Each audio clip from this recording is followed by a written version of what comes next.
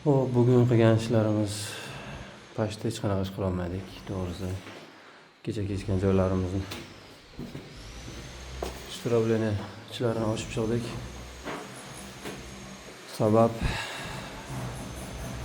shtrab apparatimiz ishdan chiqdi.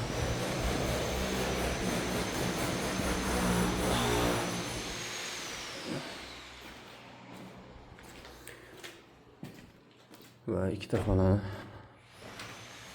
kabellardan tushirib chiqdim.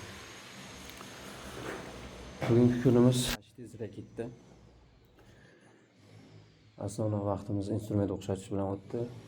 Afsuski, aksiga olganda o'xshalmadi. Xullas, shunaqa gaplar.